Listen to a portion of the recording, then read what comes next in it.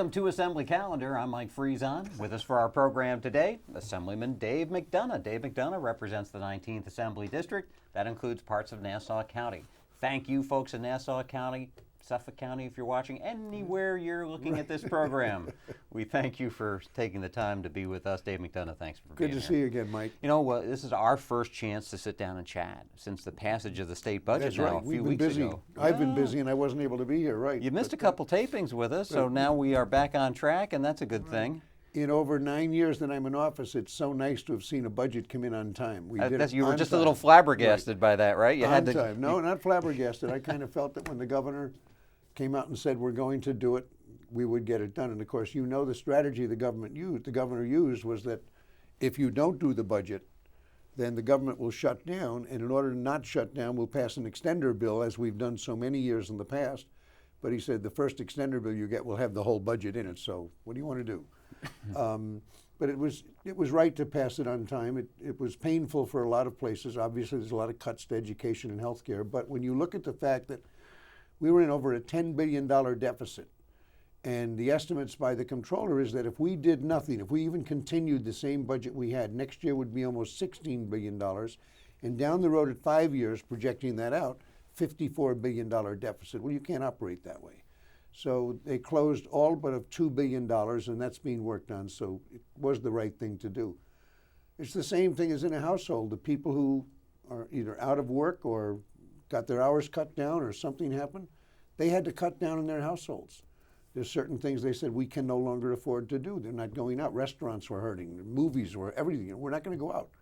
We're going to cut down. One fellow called me up and said, you know, I'm down to the point I returned my cable box. He said, we've got to cut down. And I said, that's exactly the same way it is. Just like a household, and the governor mentioned that in his budget message, we all have to cut back. So it's a painful budget, but it was the first one in many, many, many years that was less than the previous year. We went down over almost $3 billion in spending, and that's been the problem. Mm-hmm.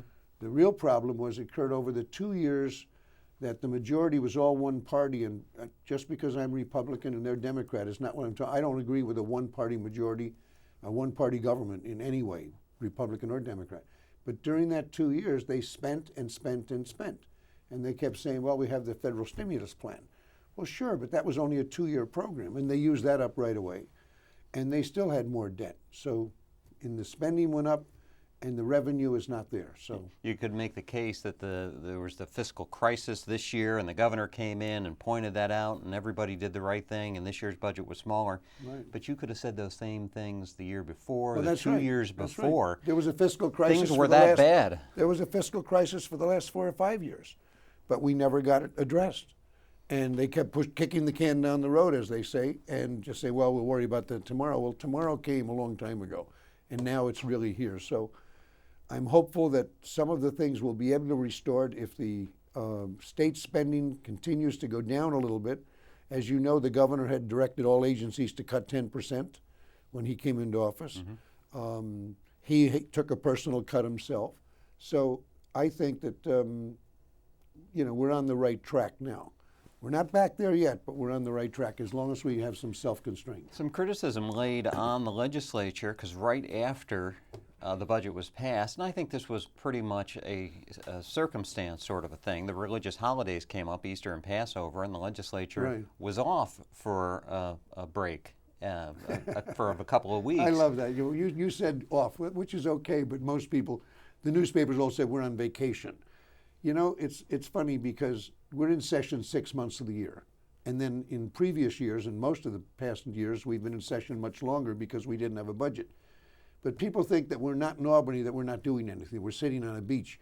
Yes, some people will take advantage and go on vacation. But let me tell you, we're not on vacation. What happens in our districts is very important. And when we're up here 3 days a week, sometimes 4, the work in the district piles up, and there's many people that want to come and see their representative, their senator or their assemblyman, and that's the only time we can see them. And a lot of people don't realize that, this is not a 5-day-a-week job. It's Saturdays and Sundays very often because you're invited to attend certain things that they really would like to see you there, even if it's as minor as an Eagle Scout ceremony, but it is important. I represent about 131,000 people, and I've got all sorts of stops. I'm traveling all over in my district, and sometimes you have to go out of your district to get to where the event is. It's easier in Albany. Everything's right here. But I love it when the papers say they're taking a 2-week vacation. What happened was there was the Easter Passover break. We were scheduled to come back the following week for Tuesday and Wednesday only. And since the budget had been done, they made a determination that why waste 2 days, or not waste, but why spend the money for 2 days to have the session? When we've done the budget, staff was putting together the agenda for the balance of the legislative year, and they said, there's no sense in spending that kind of money. They saved well over $100,000 just by doing that. So, but yeah, I enjoyed my vacation. I could show you a schedule of where I was that whole time. And my wife, when she read the paper, said, how come you're not here today? How come you're not here tonight? The paper says you're on vacation. Well, not quite. Where are we going for that vacation, That's dear? right. Well, you know, you mentioned the to-do list, what's left to do for the legislature and putting together that agenda. The governor's traveling the state right now. He's talking about some issues that he is trying to put before the people and say, this is what the legislature should be doing. Why don't we talk about some of those? Some of these are pretty big issues for people of Long Island. Property tax cap is on his list. The property tax cap, I think, is the top of his agenda, and he's been traveling, as you say, all over the state, appearing in different venues to talk about it and to encourage the legislature to pass it. I will say he's been kinder than, let's say, Governor Spitzer was. He doesn't attack us, but he said it's time for this to be done.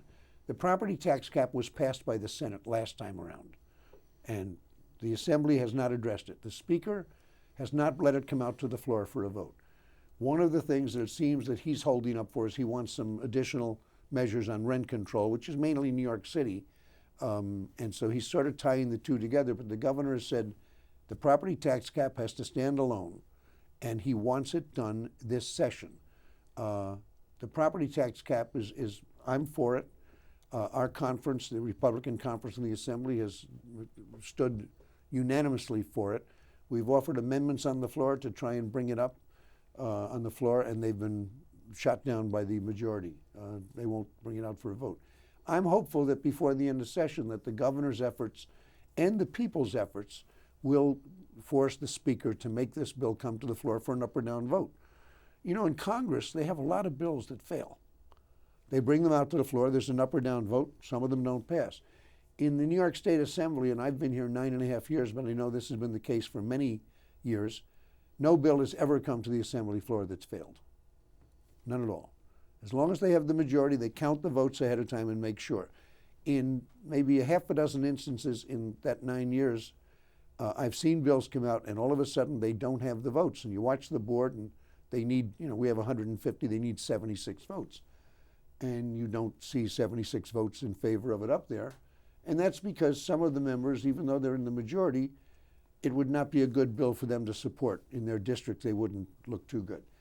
And we've delayed as much as an hour and a half while that bill is being debated, or they're going around trying to encourage people to change their votes. And if they can't, they come back and they say, lay it aside. They will not let a bill fail. But no bill comes out. That's wrong. The property tax cap bill, as many others, should come to the floor for an up or down vote, a debate and an up or down vote. But the Rules Committee, which is governed by the Speaker, he's the chair of the Rules Committee, is the last place the bill goes to, and that's the decision made there whether it goes to the floor or not. So hopefully the Governor Cuomo is out there, and I think his message, and he's got a tremendous approval rating, I think it's 70%, and the people seem to be listening to him. And I think that's resonating. And I really think the property tax cap bill will come up before the end of session, which is the latter part of June. And also the other thing that he wants, one of the other things, is the ethics reform. Oh, well, I mean, that's something I think that, you know, every time you pick up the New York Post or the Daily News, there's one story or another about another Albany politician who is charged with a crime, indicted, convicted, sent off to jail. We just saw the recent photographs of Senator Leibel, Mr. Hevesy, former Assemblyman Hevesy, who went on to become the state comptroller. The pictures of him in prison. I mean, it's got to be disappointing for someone like you who is in a statewide or state elected office. Well, it is because people paint us all with the same brush. They see in my tenure that I've been here, as I said, over 9 years, I've seen now 13 people either indicted, convicted, or already in jail or something like that for ethics violations. And it is very sad when everybody gets painted with the same brush. They say, oh, you're all crooks and stuff like that. Well, that's not the case. I know that'll happen in any organization. You'll always have some. But that's why the governor is saying we need a very strong ethics bill. You must report your outside income, and you must give a much greater disclosure than we're required to do now. More transparency. The people deserve that. And if we don't have it, it's going to look like, well, we're not going to vote on anything to control ourselves. The other part is that what really bothers me is that when you have someone like the recent senator who was sentenced just the other day as we're speaking to 21 months in prison, a school superintendent on Long Island several years ago in the Roslyn School District who was responsible for stealing and misappropriating almost between $5 and $6 million in jail collecting a $140,000 pension.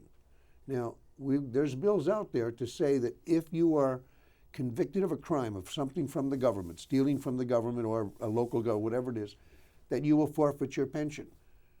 Why doesn't it come to the floor for a vote? Because some people say, what if that's me, right? I don't want it.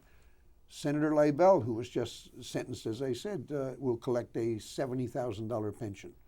Be in jail, but he'll be getting that check coming. Isn't that nice? And the people say, that's not right, and it isn't right.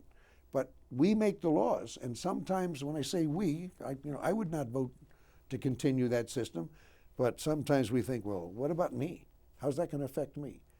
I believe that we should be under the same guidelines as the people in the private sector. I see it in Congress too. Congress has the best benefit package in the world. They don't have the restrictions that anybody else has. You can serve in Congress for only one term, and you'll be in the retirement system at full. It's ridiculous. So the people say, how can they trust government? And that's when people lose faith in government, what good is it? You've enumerated two of the governor's priorities as he travels around the state: the tax cap, the ethics reform. Right. The third one is to get passed in the legislature the bill that would create same-sex marriage and make that okay in New York State. That seems sort of at odds, a little bit of a different priority than the other two. Right. But let's talk about that and its chances of passage this year. Well, the same-sex marriage bill has actually passed the Assembly in the past term. It passed, but the Senate has not taken it up, and I don't know if the Senate would address it. I will tell you this, though, that as I said a minute ago, this is a representative government, and I represent people, and I have to listen to what my people or my constituents tell me. I do newsletters and I do emails and all of that, telling people what's going on. I have been getting the highest amount of responses, emails back to my office on that issue, because the governor has really put it on the front page that he's pushing for it. And that response is that most of my people, the majority of my people, are against it. So regardless of my feelings, and I have mixed feelings on it. I know that there's a situation where some say, well, it's a civil right. But there's the other thing that people will say, it's not what God intended, or, it's one man, one woman, which is more of my view. But regardless, if I was for same-sex marriage, with the overwhelming amount of response I get from constituents, I would not be able to vote for it anyway.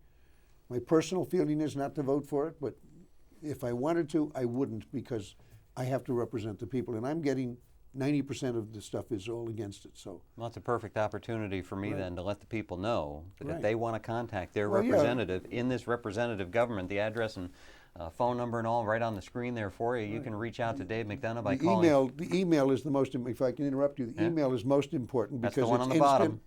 and it's free. I don't have to use government postage and stuff like that, and we can get right back to them. McDonough D1. McDonough D1 at assembly.state.ny.us. You can drop him an email, let him know how you feel about any of the issues we've talked about today, or anything else that you might be reading about is on the legislative agenda. Dave McDonough, out of time. Thanks for joining us today. Thank you. Good to see you again. Always our pleasure. Thank you folks too. We'll hope to see you soon for our next edition of Assembly Calendar.